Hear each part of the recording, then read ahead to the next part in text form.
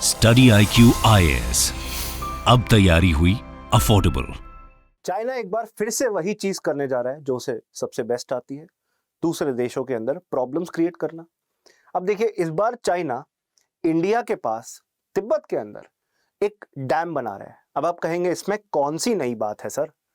तो Chinese hydro hegemony हमें देखने मिल रही है कि ब्रह्मपुत्र नदी, उसके साथ साथ गंगा रिवर, उसके साथ साथ मीकोंग रिवर, इंडस रिवर, अलग अलग नदियों के ऊपर चाइना अलग अलग तरीके से हाइड्रो हेजेमनी, हेजेमनी मतलब अपनी पावर दिखाना, अपनी पावर एस्टैब्लिश करने की कोशिश कर रहा है। Now why should India be concerned, और इंडिया को कैसे प्रिपेयर्ड रहना चाहिए कि इंडिया के आसपास के एरियाज के अंदर चाइना डैम या बांध बनाने की कोशिश कर रहा है।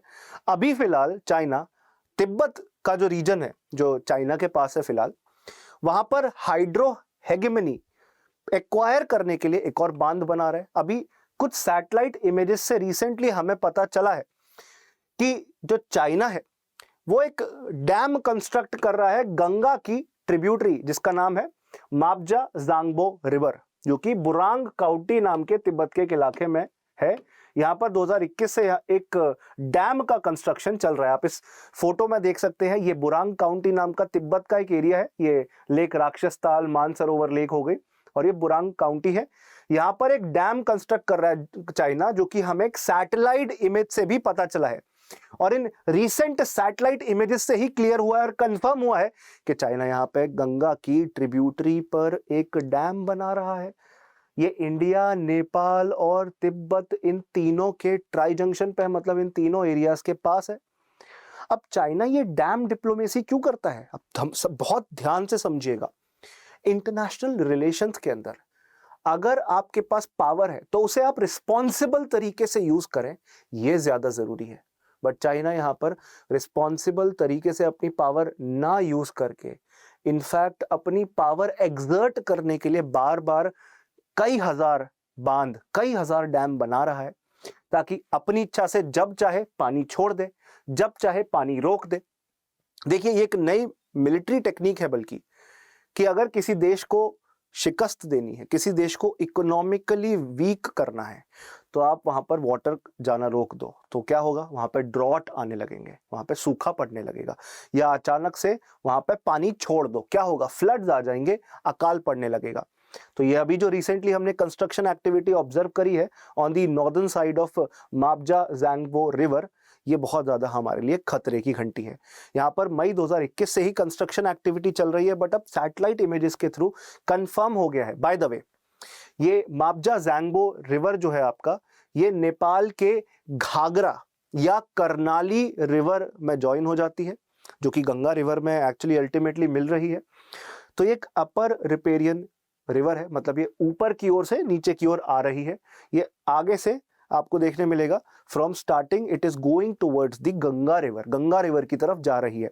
तो ये सैटेलाइट इमेजेस से अभी कंफर्म हो चुका है कि इस रिवर के पाथ को ब्लॉक करते हुए एक डैम, एक रिजर्वॉयर, एक एम्बैंकमेंट जैसा एक डैम बनाया जा रहा है, एक रिजर्वॉयर बनाया जा रहा है, और इससे बहुत ज्यादा इलेक्ट्रिसिटी चाइना प्रोड्यूस करेगा, बिजली प्रोड्यूस करेगा, पन बिजली जिसे कहते हैं, हाइड्रो इलेक्ट्रिसिटी जिसे कहते हैं, which shall be 3 times more than that of the Three Gorges Dam. China का एक बहुत फेमस बांध है, थ्री गॉर्जेस डैम उसका नाम है, उससे 3 गुना ज्यादा बिजली प्रोड्यूस करने की कैपेसिटी यहाँ पे आपको देखने मिलेगी।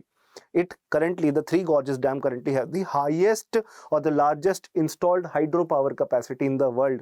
दुनिया में अगर कहीं से सबसे ज्यादा पन बिजली, हाइड्रो पावर बनती है, तो वो कैपेसिटी थ्री गॉर्जेस डैम की है, और उससे भी 3 गुना ज्यादा पोटेंशियल आपको देखने मिलेगा कि नया डैम जो कि यहाँ बन रहा है वो केपेबल होगा। नाउ अब आपको ध्यान से क्या बात समझनी है कि चाइना ऐसे अपनी हेजेमनी, ऐसे अपनी पावर दिखाने की कोशिश कर रहा है, तो अल्टीमेटली हम क्या करें? चाइना सिर्फ इंडिया के साथ ऐसा नहीं कर रहा है।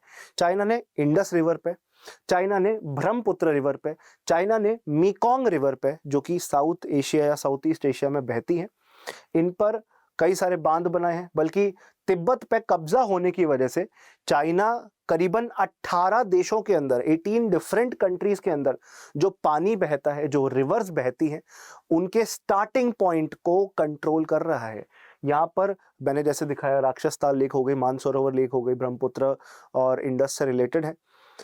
तो सिर्फ यही नहीं, मीकोंग रिवर, अलग अलग रिवर्स जो कि लगभग 18 डिफरेंट कंट्रीज में फ्लो करती हैं, उनके रूट को कंट्रोल कर सकता है। It controls the flow of water in these rivers.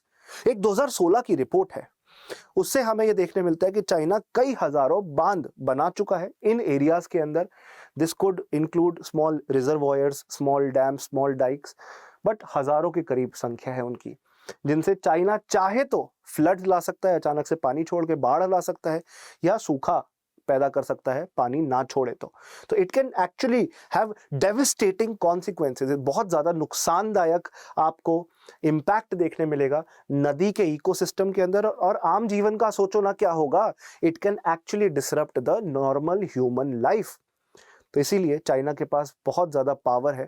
और एक एस्पेक्ट समझाना है, एक तो होता है अपर रिपेरियन स्टेट और लोअर रिपेरियन स्टेट। अपर रिपेरियन स्टेट मतलब जहां से पानी नीचे की ओर बहता हुआ आ रहा है या आगे की ओर बहता हुआ आ रहा है, जैसे कि इस नदी का चाइना से शुरू हो रहा है और इंडिया में गंगा नदी में जाके वाटर मिल जाएगा।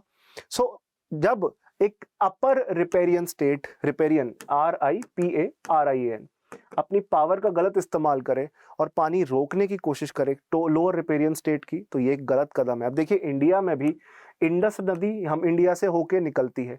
हमने तो कभी पाकिस्तान के साथ कुछ गलत नहीं किया। हम इंडस वाटर ट्रीटी को, IWT को बहुत रीजनेबल और बहुत सही तरीके से, बहुत रिस्पॉन्सिबल तरीके से फॉलो कर रहे हैं। बट चाइना का open and close tap diplomacy की, जब चाहे तो नलका खोल दें, जब चाहे तो नलका बंद कर दें, मतलब डैम खोल दें और डैम बंद कर दें, ये गलत चीज है। ये इंडिया के लिए बहुत गलत है। हमें चाइना की इस पॉलिसी को कंट्रोल करना होगा। देखिए जब डोकलाम इवेंट, आपको पता होगा इंडिया और चाइना की सोल्जर्स के बीच में डोकलाम के अंदर एक कन्फ्रंटेशन, हाथापाई भी हुई, कन्फ्रंटेशन हुआ।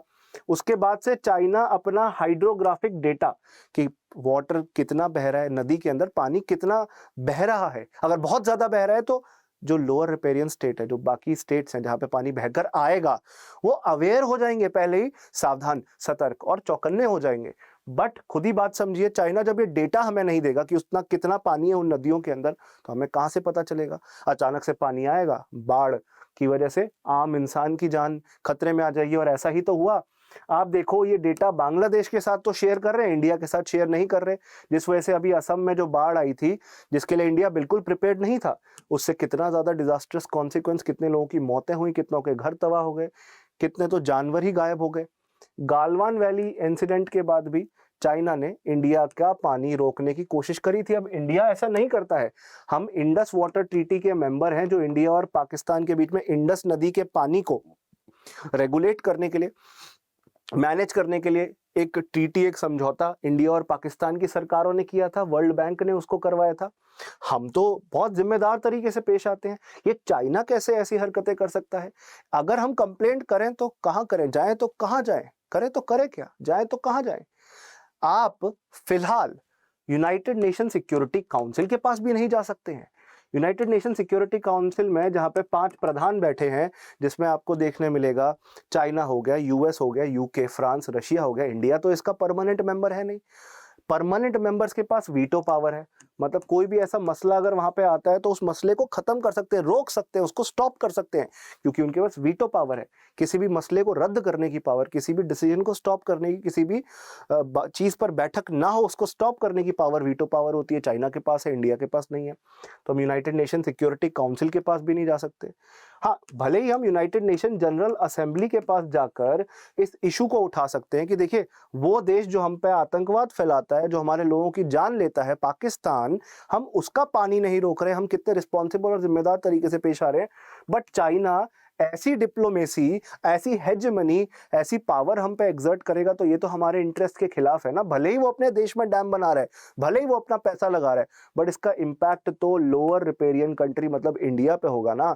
चाइना की इस एक्टिविटी से इंडिया खतरे में आएगा ना। तो हम यूनाइटेड नेशन जनरल असेंबली में इस बात को उठाकर, जो यूनाइटेड नेशंस की कॉमन असेंबली है जिसमें 180-190 कंट्रीज मिलते हैं हर साल, उसमें इस बात को रख सकते हैं कि चाइना इस तरीके से अपनी गलत डिप्लोमेसी इंडिया के साथ ना करे। चाइना फिलहाल अगर आप देखेंगे पाकिस्तान के अंदर इंडस नदी के ऊपर, जो पाकिस्तान ऑक्यूपाइड कश्मीर का एरिया है, जो है तो इंडिया का बट पाकिस्तान के पास है, वहां पर डाइमर बादशाह डैम बना रहा है $6 बिलियन के करीब लगाकर। अब वहां पर भी इंडिया के एरिया में जो चाइना जहां पे डैम बना रहा है पाकिस्तान के द्वारा ऑक्यूपाइड है, वहां पर इंडिया को भी एज अ स्टेक होल्डर नहीं रखा। तो चाइना की ये डिप्लोमेसी गलत है। इंडस नदी पे भी ऐसा ही कुछ करने की कोशिश कर रहा है, $6 बिलियन लगाकर डाइमर भाषा डैम बनाने की कोशिश कर रहा है। What does China want? It wants to spread its influence over the PoK region, Pakistan occupied Kashmir के रीजन पे अपना ये वर्चस्व बढ़ाना चाहता है। और क्यों? क्योंकि वहां से होकर एक रोड गुजारना चाहता है, सीपैक उसका नाम है, चाइना पाकिस्तान इकोनॉमिक कॉरिडोर। हालांकि अभी इस पर ज्यादा मूवमेंट नहीं हो रहा है, ज्यादा एक्टिविटीज नहीं चल रही है, पर चाइना पाकिस्तान इकोनॉमिक कॉरिडोर बनाकर चाइना को अरेबियन सी का एक्सेस चाहिए। मतलब होते हुए चाइना पाकिस्तान और पाकिस्तान ऑक्यूपाइड कश्मीर के रीजन होते हुए अरेबियन सी के साथ कनेक्ट होना चाहता है। इसलिए उसके बेल्ट एंड रोड इनिशिएटिव का पार्ट है, उसका एक इनिशिएटिव चल रहा है कि बहुत सारी सड़कें बनाएंगे, बहुत सारे पोर्ट्स बंदरगाह बनाएंगे और पूरी दुनिया में अपना फुटप्रिंट, अपना वर्चस्व स्प्रेड करेंगे, अपनी पॉलिटिकल, अपनी जियो पॉलिटिकल, अपनी इकोनॉमिक पावर स्प्रेड करेंगे। इसलिए इलीगली पाकिस्तान के साथ अग्रीमेंट करके चाइना उन एरियाज में बांध बनाने की कोशिश कर रहा है। इंडिया ने इस बात पे ऑब्जेक्ट किया है क्योंकि इससे लद्दाख के अंदर वाटर शॉर्टेज पैदा हो जाएगी। उसके साथ साथ हमारा काराकोरम हाईवे पे पानी फ्लड हो जाएगा, बाढ़ आ जाएगी। 100 किलोमीटर लगभग काराकोरम हाईवे भी पानी में डूब जाएगा। कितने गांव डूब जाएंगे, कितने खेत डूब जाएंगे। हालांकि अब ये कंप्लीट होगा, ये नहीं होगा, अभी फिलहाल नहीं कहा जा सकता। 2026 का लास्ट टाइम बोला था कंप्लीशन का। लेट्स सी क्या होता है। और पाकिस्तान की फाइनेंशियल पोजीशन तो आप जानते ही हैं, चाइना जो बोलेगा पाकिस्तान वो करेगा। तो चाइना के लिए it is a strategic investment, और पाकिस्तान के लिए तो कटोरे में जो डाल दिया पाकिस्तान लेके खुश हो जाएगा, कोई दिक्कत नहीं है। तो अल्टीमेटली इंडिया को कोशिश करनी है कि ग्लोबल लेवल पे अपनी आवाज उठाए ऐसे किसी भी डैम कंस्ट्रक्शन से जिससे हमारा इंटरेस्ट भंग हो रहा है, जिससे हमारा इंटरेस्ट डैमेज हो रहा है। क्योंकि आप समझिए ना, सैटेलाइट इमेजेस से साफ दिख रहा है कि ये रिवर को नेचुरल जिसका पाथ है, जिस तरीके से बहती है, उसको ऑब्स्ट्रक्ट करने की कोशिश की जा रही है, कंस्ट्रक्शन करके डैम बनाकर, बांध बनाकर, जिससे एक्चुअली आप तिब्बत रीजन के अंदर इंडिया, नेपाल के और चाइना के ट्राई जंक्शन पे मापजा ज़ैंगबो रिवर को स्ट्रैटेजिकली कंट्रोल करने की कोशिश कर रहे हो। ऐसे ही ब्रह्मपुत्रा नदी, यारलुंग ज़ैंगपो नदी हो गई आपकी, उस पर भी एक 70 गीगावाट का हाइड्रो पावर प्रोजेक्ट चल रहा था। तो मतलब चाइना चाहता क्या है? चाइना चाहता है रिवर डिप्लोमेसी का फायदा लेकर अपनी पावर, अपने वर्चस्व को बढ़ावा देना। चाइना तो हमारे साथ हाइड्रोग्राफिक डेटा भी नहीं शेयर कर रहा है, इस नदी के बहाव के बारे में डेटा भी नहीं शेयर कर रहा है, जिससे हम बहुत ज्यादा खतरे में आ जाते हैं और खतरे में बार बार आ रहे हैं। तो बस मैं फाइनली ये कहना चाहूंगा कि ये जो इवेंट हुआ है, ये जो गतिविधि हुई है, ये इंडिया चाइना के रिलेशंस को और खटास में ले जाएगा। अचानक से अगर उन्होंने पानी छोड़ा तो हमारे यहाँ फ्लड्स आ सकता है, और अगर पानी नहीं छोड़ा तो हमारे यहाँ बाढ़ की बजाय सूखा भी पड़ सकता है। तो आप समझ पा रहे होंगे क्या प्रॉब्लम है और क्यों इसका हम एक सोल्यूशन खोजने की कोशिश करना चाहते हैं। Thank you for watching this session. आप मेरे साथ कनेक्ट हो सकते हैं मेरे टेलीग्राम चैनल पर। मेरे टेलीग्राम चैनल का लिंक है वसु कटारा स्टडी IQ, देख सकते हैं आप। अचीव UPSC के नाम से टेलीग्राम ग्रुप है। ईमेल आईडी है मेरी vasu.katara@studyIQ.com, जिस पे आप मुझसे कनेक्ट कर सकते हैं। vasu.katara है, इस पर जरूर मुझसे आप UPSC प्रिपरेशन से जुड़ा हुआ कोई भी सवाल है, कोई भी डाउट है, पूछ सकते हैं। वसु कटारा स्टडी IQ मेरा टेलीग्राम चैनल है, जरूर इस पर जुड़कर अपने सवाल आप मुझसे पूछ सकते हैं। थैंक यू इस सेशन में जुड़ने के लिए। अगर आप हमारे कोर्सेज में एनरोल होते हैं, अभी रिपब्लिक जो डे आने वाला है 26 जनवरी, इसको आप कहते हैं, उसके तहत एक ऑफर चलाया जा रहा है हमारे फाउंडेशन बैच में, जिसमें फाउंडेशन बैच 3 में आपको एक्स्ट्रा डिस्काउंट देखने मिलेगा। ओरिजिनली कॉस्ट 18,999 की थी, बट एडमिशन फीस घटा दी है। ये 26 जनवरी तक वैलिड रहेगा। 1500 रुपये ऑफ है अगर आप वसु लाइफ कूपन कोड यूज करेंगे। ये बैच 31 जनवरी से स्टार्ट हो रहा है। मैं खुद पढ़ाऊंगा आपको कई सारे सब्जेक्ट्स, मेंस के लिए गाइड करूंगा। शाम 6 बजे इसकी क्लास होंगी, तो डू जॉइन इट। इसका जरूर फायदा लीजिएगा, जरूर एडवांटेज लीजिएगा, because it is only available at 17,499, which is the lowest possible price for the course. उसके साथ साथ आपको देखने मिलेगा, आप हमारे प्रीलिम्स क्रैश कोर्स में भी एनरोल कर सकते हैं, जो 2023 प्रीलिम्स के लिए एक प्रीलिम्स फोकस बैच है। सक्सेस इन प्रीलिम्स कोर्स है 5500 रुपए का। ये आपको फिलहाल देखने मिल रहा है, मोर देन 50% का डिस्काउंट देखने मिल रहा है, but only and only when you apply Vasu life coupon code. Basically आप कोई भी कोर्स लेते हैं स्टडी IQ का, आप वसु लाइफ कूपन कोड यूज करेंगे तो मैं आपको गाइडेंस प्रोवाइड करूंगा। I will guide you. आप मेरे साथ टेलीग्राम पे कनेक्ट हो जाइएगा and definitely share your details. I will definitely guide you in the UPSC preparation journey. और ज़रूर से आपकी हेल्प करूंगा ताकि आप और बेटर बन सकें यूपीएससी प्रिपरेशन में। एक्स्ट्रा 500 का डिस्काउंट, अदरवाइज ये कोर्स 6000 का। इसमें बुक्स आपके घर पे भी भिजवाई जाएंगी, कुरियर भी कराई जाएंगी, along with test, along with live classes, along with recordings. तो फाउंडेशन बैच में 1000 घंटे से ज़्यादा रिकॉर्डिंग, क्रैश कोर्स में भी आपको लाइव क्लासेस और रिकॉर्डिंग मिलेंगी। दोनों लाइव बैचेस हैं, दोनों में क्लास होंगी। फाउंडेशन बैच बस ये है कि वो 2024 को फोकस करके है, और SIP plus success in prelims plus वो क्रैश कोर्स है 2020 का। ये फर्क है इन दोनों बैचेस का, इन दोनों में एडमिशन अभी लिया जा सकता है। इसके अलावा NCERT अगर आप बेसिक से प्रिपरेशन करना चाहते हो तो वो भी अवेलेबल है। Basically optional, NCERT, GS foundation, crash course, everything is now available on StudyIQ IAS। बस मैक्सिमम डिस्काउंट किसी भी कोर्स में लेना चाहो तो वहां पर वसु लाइव कूपन कोड अप्लाई करो, you will get the maximum discount unlocked for various courses. अब ऐसे ही आप जैसे ऑप्शनल, जैसे मैंने एक आज ज्योग्राफी से कनेक्टेड एक सब्जेक्ट आपको टॉपिक पढ़ाया है, ज्योग्राफी सब्जेक्ट से जुड़ा हुआ, रिवर्स के बारे में, ड्रेनेज के बारे में, ये सब ज्योग्राफी ऑप्शनल में आपको पढ़ने का मौका मिलता है। तो अगर आप ज्योग्राफी ऑप्शनल में कनेक्ट होना चाहते हैं, कल से इसकी क्लास स्टार्ट हो रही है 23 जनवरी से। आप जब भी इस सेशन को देख रहे हो 23 जनवरी से पार्डन में इसकी क्लासेस स्टार्ट हो रही हैं दोपहर 1 बजे। Kapil Bhardwaj sir will be teaching.